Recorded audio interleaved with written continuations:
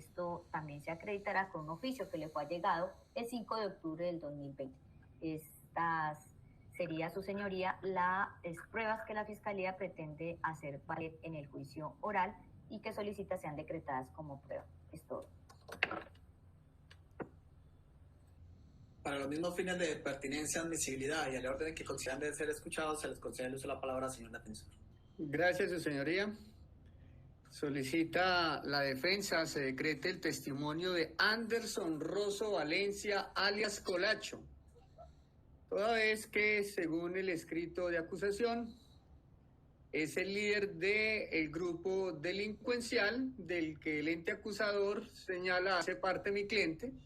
Por lo tanto, dado a que según la situación fáctica, esta persona, abro comillas, los organiza, fomenta, dirige y encabeza, cierro comillas, esto es traído del escrito, pues tendrá que venir a juicio oral a indicar si fue cierto o no que reclutó en su presunta banda a mi cliente, qué rol supuestamente cumplía mi cliente, cuánto le pagaba, cuál era la supuesta importancia de mi cliente en esa supuesta organización, qué recibía él a cambio, etcétera.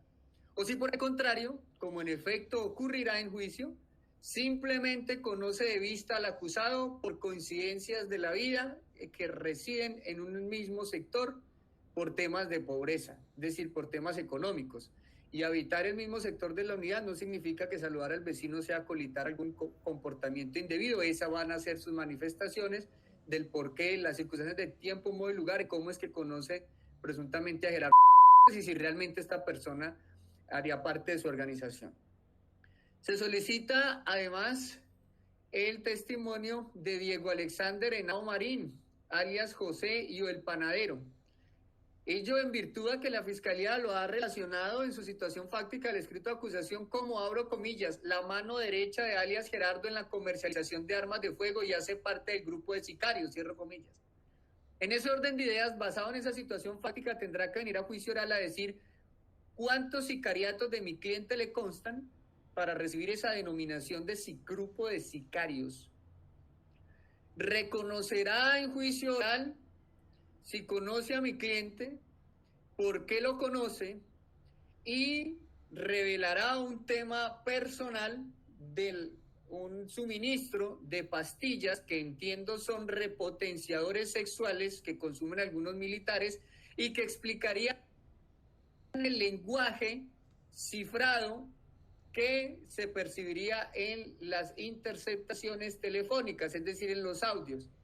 Para disimular aquel tema personal, pues evidentemente de que no todo el que escuchara una conversación se enterara de ese apoyo en prácticas personales de la intimidad, pues se utilizaban algún tipo de terminología que opacara un poco esa pena que pudiera sentir el suministro de ese tipo de productos. Por lo tanto, esto será una misión que será desarrollada propiamente por el deponente Henao Marín, para con ello descartar que ese contacto no y esos términos que utilizaban eventualmente una conversación no tenía realmente que ver con ningún tipo de comercio de armas, sino que eso se trata de una interpretación del analista.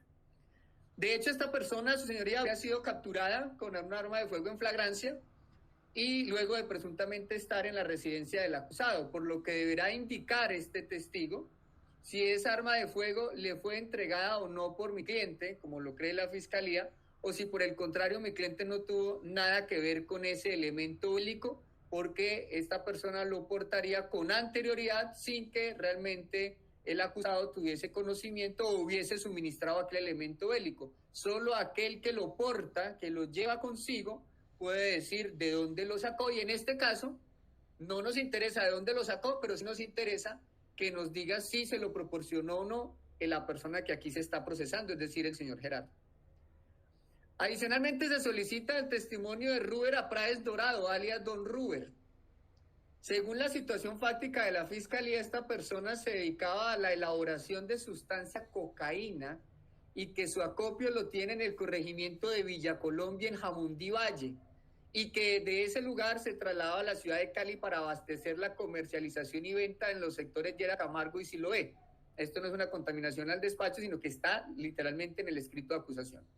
En virtud de ello, este ciudadano será interrogado en juicio oral sobre si tan siquiera vio al menos una vez a mi cliente en su supuesto laboratorio en Villa Colombia, sobre si esos traslados que dice la Fiscalía realizaba de Jamundí a Cali recibía algún tipo de acompañamiento, de servicio de seguridad por parte del acusado, o si al momento de abastecer a esos sectores de Llera Camargo o Siloé, mi cliente le prestaba algún servicio, si había alguna coordinación con él, y en general si existía en la práctica algún tipo de participación tan siquiera mínima de mi cliente con esa presunta actividad ilícita, o si por el contrario, la información que según la Fiscalía escucha por teléfono se trataría de lo que popular y vulgarmente se conoce como, abro comillas, jetonadas, cierro comillas, que en la práctica no ocurrirían, es decir, que no se habrían materializado jamás. Ello en virtud de que la Fiscalía señala pues que mi cliente resulta siendo el zar de las armas en la organización y por lo tanto pues entiende que si además hace parte de un grupo de sicarios, pues entendería que es el encargado de la seguridad de la organización. Pues esta persona que hace los traslados y hace esos abastecimientos, en teoría la Fiscalía es la persona idónea para decir si en algún momento recibió algún tipo de apoyo por mi cliente o no, para descartar con eso alguna eventual concertación que señala la Fiscalía. También se solicita el testimonio de Carlos Alberto Rincón Vidal, alias El Costeño, y de Blanca Inés Ríos Agudelo, alias Doña Blanca.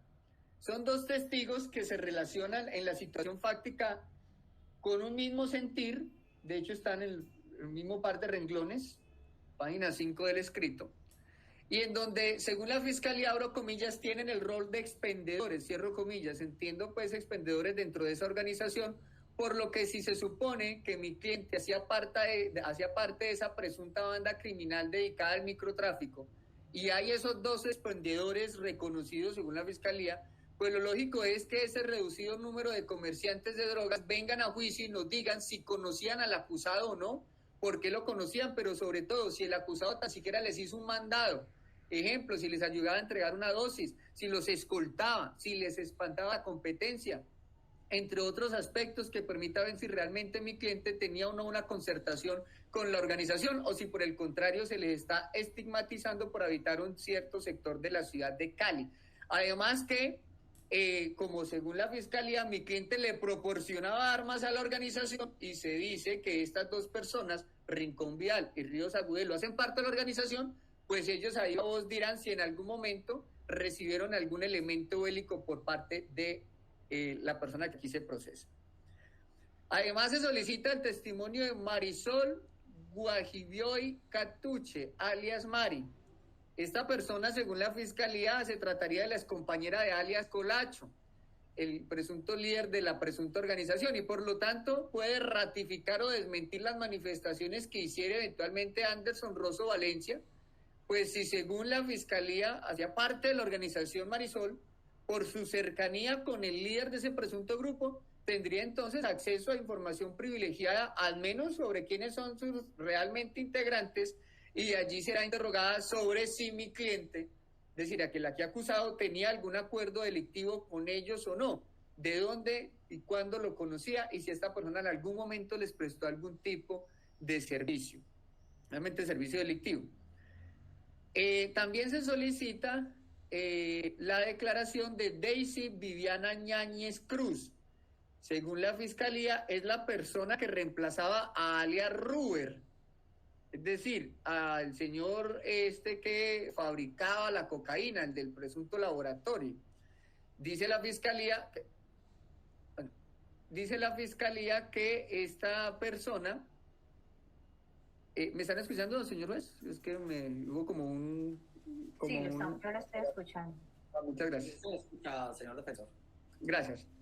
Decía que Daisy Viviana Ñáñez Cruz, según la Fiscalía, es quien reemplaza a Ruber, que es el presunto encargado del laboratorio y los abastecimientos, que lo reemplaza cuando esta persona atiende a otros asuntos, eso dice el escrito. Por lo que en ese rol de lo que entiendo un subcomandante de tanqueo de drogas, pues nos tendrá que decir en juicio oral si en esas labores de reemplazo a Ruber vio en alguna oportunidad a Gerardo realizar algún tipo de actividad, si en algún momento tomó contacto con él, si le pidió algún tipo de apoyo, si le envió a hacer un mandado, si le pidió algún tipo de acompañamiento, si le brindó algún tipo de colaboración en esa misionalidad delictiva que enrostra la Fiscalía, o si por el contrario, la señora Daisy Viana Ñáñez Cruz, bajo grave juramento, da fe de que el acusado en este asunto no tenía ningún vínculo con la organización, más que ser meros conocidos de vista por habitar un sector marginal de la ciudad. También se solicita el testimonio de Carlos Alba. Bueno, hasta ahí, señoría, se trataría de presuntos integrantes de esa organización. Algunos de ellos han hecho preacuerdo ante este mismo juzgado, ante la colega que lo reemplazaba usted en el cargo. Y por lo tanto, estas personas pues ya no tendrían ningún interés en proteger su presunción de inocencia, en tanto que ya estarían vencidos judicialmente, pero sí pueden aportar información de esa situación delictiva que asumieron responsabilidad, si en esa actividad que asumieron participaba o no mi cliente. Por eso, como se supone que son los integrantes de la banda, y si los de la misma banda no se conocen entre ellos, pues entonces los que están adentro son los que pueden dar información de quiénes eran sus colegas en el mundo delictivo y saber si Gerardo hacía parte de esa lista o no. El otro testigo es Carlos Alberto Piedradita Guerrero. Se trata de un testigo en común con la fiscalía, es decir, que se menciona como alias Ñoño, y pues la defensa tiene una intención diferente a la fiscalía, en tanto que el defensor lo quiere interrogar sobre su situación judicial antes de los disparos que recibió, es decir, antes de esa tentativa de la que fue víctima, sobre si tenía enemistades derivadas de esa situación judicial, es decir, de su permanencia en cárcel, de líos que tuvo al interior del penal, de líos que dejó producto de esa judicialización, si había recibido o no amenazas, de quiénes había recibido, sobre si tenía inconvenientes en el sector que habitaba, si conocía la existencia o no de fronteras invisibles en el sector donde transitaba esa noche del 18 de enero del 2020, y en general todo ese escenario que permita mostrar que lo ocurrido no fue un ataque del acusado, como lo afirma la fiscalía, sino que se trataría de un escenario donde otras personas, por situaciones totalmente ajenas al presunto rol de sicario que se rostra el acusado, habrían disparado en contra de la humanidad de esta persona. Es decir, que se abordará una corroboración periférica del escenario de riesgo que tenía este ciudadano frente a personas diversas al acusado. Y ello pues hace menos probable que quien hubiese perpetrado esa ataque contra la humanidad pues no fuese propiamente Gerardo. De hecho, la fiscalía no anunció con este testigo si le iba a preguntar al menos si vio a la persona que le dispara. Ese tema pues puede ser abordado por la defensa, en tanto que no hace parte del listado de interés que tiene la fiscalía. Además, su señoría, pues esta persona será interrogada sobre si iba armado y sobre si hizo uso del arma de fuego contra su contrincante, ¿verdad? O sea, contra la persona que presuntamente le realizó el atentado. Esto para mostrar que, o para poner sobre la mesa que no se trataría propiamente de un atentado contra la humanidad, sino sobre unos disparos que recibió porque era esta persona, alias Ñoño, que representaba un riesgo para un tercero, y existió fue un intercambio de disparos entre dos personas. No un tema de un atentado sicarial, mucho menos en cabeza de mi cliente. Esto es lo que se pretende abordar con Carlos Alberto Piedradita Guerrero, que sin duda, pues, como se acaba de exponer, son intereses totalmente distintos a los expuestos por la Fiscalía. Por lo tanto, a pesar de testigo en común, pues no habría problema para su decreto. Esa es la solicitud de la defensa a su señoría, que en todo caso busca hacer menos probable la participación de mi cliente en esa presunta organización y demostrar que realmente no existía ningún tipo de concertación entre Gerardo y los presuntos integrantes de esa organización, ni ningún vínculo con el atentado que menciona el señor Piedradita. Esa es mi intervención. Muchas gracias. Se les concederá el uso de la palabra por una sola vez para que se refieran a las pruebas pedidas por la contraparte. Tiene el uso de la palabra, señora fiscal. Su señoría, la fiscalía no se opone a la... Permítame, yo quiero ver algo aquí. Ya. No se opondría a la práctica de las pruebas que está solicitando la defensa. Sin embargo, hay dos que son Blanquener Rivas Budelos y el señor alias Costeño. El señor juez ha dicho la pertinencia de los dos. No sé si considera la fiscalía que sería repetitivo, y en caso de ser así, no le comprendí si va a ser optativo o no. o si va a traer a uno o va a requerir a los dos para exponer el mismo tema. En ese sentido, sería repetitivo, su señoría. Esa sería toda la manifestación que podría hacer. Se le concede el uso de la palabra al señor defensor. Gracias, señoría. La defensa sí se opone a algunas de las solicitudes probatorias de la Fiscalía y en otras se ruega que las mismas sean condicionadas. En primera medida, frente a Cristian Ávila Ramos, dentro de todo lo que ha planteado la Fiscalía, pues pretende que esta persona pues venga a referirse, entre otras cosas, a la incautación de un arma de fuego de Diego Alexander Henao Marín, alias El Panadero, diciendo pues que según unas escuchas, esta persona tendría un vínculo con el arma que portaba Henao Marín. Sin embargo, frente a este tópico puntual, ha solicitado la Fiscalía la declaración de los dos agentes captores quienes hicieron el procedimiento de Diego Alexander Marín y que por lo tanto son aquellos que estarían los encargados de decir las circunstancias de tiempo, modo y lugar en las que presuntamente incautaron ese armamento. Por lo tanto, considero que en el tema de Cristian Ávila debe delimitarse esa intervención de la persona en juicio, en tanto que de no hacer así se tornaría repetitivo, al menos en la manifestación del procedimiento de Diego Alexander Henao Marín. Es decir, que en el momento de decretar esta prueba que no se haga frente a esa intención de referirse a ese procedimiento, sino solo a aquello distinto, que le sea distinto. Es decir, un decreto condicionado. En lo que tiene que ver con las interceptaciones de Giovanni López Muñoz, de Jefferson, no sé si copié mal, Guama, Chávez, y de Ana Medina Blanco, considero, su señoría, que debe denegarse esa petición probatoria por parte de su administrado en atención a que, si bien la señora fiscal manifiesta en su solicitud que se tratarían de unas escuchas y menciona una serie de nombres de esas escuchas, pues no es clara la petición, es decir, no tiene la suficiente carga argumentativa en cuanto a indicar tan siquiera cuáles son esos lapsos de tiempo de las interceptaciones. Entonces sé que cuando comience la intervención la Fiscalía en cuanto a el primer testigo Cristian Ávila menciona que se trataría de una organización desde el año 2015 y que habría operado hasta el año 2019, son 4 años. Nos está mencionando que tiene la intención de traer tres analistas o 3 personas encargadas de interceptaciones, pero no menciona pues puntualmente de qué espacio, de qué tiempo es el que pretende las interceptaciones, ni qué pasa con esos números telefónicos, son de mi cliente, son de los miembros de la organización.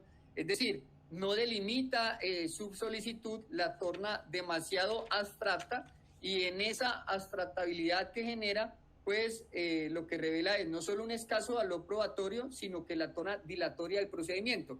La propia Fiscalía en parte lo reconoce cuando señala que no se trata de prueba repetitiva porque le hicieron en tiempos diferentes. ¿Cuáles son esos tiempos diferentes que le permitan al señor juez determinar si realmente son tiempos diferentes? El uno hizo del 2015 al 2016, el otro 2016 al 2017. ¿Qué es lo que ocurre frente a ello? ¿Y por qué es que causa esa oposición la defensa? Porque el proceso que nos ocupa de la audiencia de acusación se pide una claridad sobre cuáles eran esos eventos, las épocas puntuales de toda la organización en los que habría participado el acusado. Y la Fiscalía dice que en 2015 no hay registro, 2016 no hay registro, o sea, que los registros básicamente datarían de aquella fecha del presunto atentado y de la incautación del arma de fuego.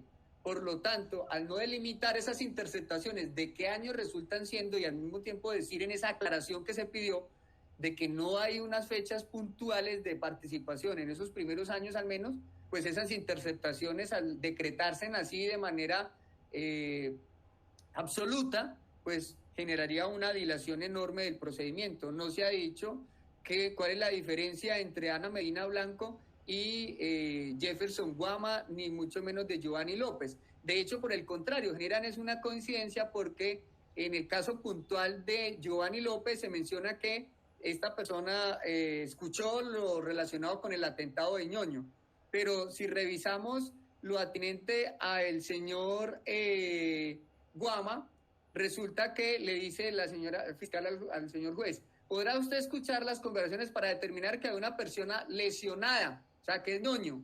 O sea, va a venir Jefferson a contar que escuchó lo mismo que nos puede contar Giovanni López Muñoz. Porque finalmente uno escucha a una persona lesionada.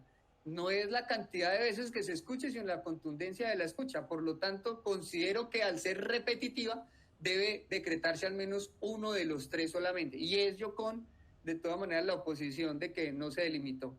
En cuanto a lo que tiene que ver con el tema de el señor, de esas interceptaciones, se menciona que reposa unos DVD, no se identifican siquiera cuáles son esos ID que se pretenden, de qué fecha son los DVD, qué contienen cada uno de ellos, cuántos realmente son, y por lo tanto, pues en esas condiciones exige un escaso valor probatorio. Además, su señoría, debe tenerse en cuenta que frente a estas personas no se mencionó, no se solicitó ningún informe que dé cuenta de esas interceptaciones, solo aquello de audio, pero los audios sin delimitar. En lo que tiene que ver con, por lo tanto, solita sin admisión, lo que tiene que ver con Diana Muñoz Tovar, dice la fiscalía que es la esposa de Diego Piedrahita. El solo vínculo que pueda existir entre una persona presunta víctima y el declarante no es per se algo que nos dé la pertinencia. Dice la fiscalía que es que esta persona dará fe de que el herido llegó al lugar de residencia donde ella y que vio al esposo sangrando. Y que lo traslada al puesto de salud de Siloé. Y ello de entrada muestra que aquí sí es evidente el escaso valor probatorio, porque no nos interesa en el desarrollo del juicio oral si esta persona fue al centro de salud de Siloé, si fue al hospital universitario de Cali, si llegó a la residencia, si primero fue a una tienda a tomar una botella de agua. O sea, no nos interesa el recorrido, porque el recorrido no comprueba de manera alguna la existencia de un atentado contra la vida. Además que generaría una dilación del procedimiento, porque si la fiscalía tiene interés para su teoría del caso en saber el paso a paso, recibo el tiro, luego voy para allí, luego voy para otro lado, y todo ese recorrido que se hizo hasta con GPS, eso lo puede decir sin problema alguno Alias Ñoño. Señor Alias Ñoño, usted después de que le dispararon, ¿para dónde cogió? Con eso se suple esa intención que tiene la fiscalía en cuanto a Diana Muñoz Tovar, y nos evitamos desgastarnos en juicio con un testigo que puede contarnos lo que puede directamente decir la presunta víctima del atentado. Dice la fiscalía que es que con ella va a respaldar lo que se menciona en las escuchas, porque en las escuchas se menciona que llegó a la casa. Lo de menos es dónde llegó. Lo importante aquí es si recibió el atentado o no lo recibió, y sobre todo, quién sería el responsable. Eso no se determina porque haya escogido llegar a un inmueble en particular. Por ese motivo se solicita su inadmisión. En cuanto a lo que tiene que ver con... no, son esas, su señoría. En las demás solicitudes probatorias no va a realizar ningún tipo de oposición la defensa. Muchas gracias. En Barranquilla todo el mundo, Daniel.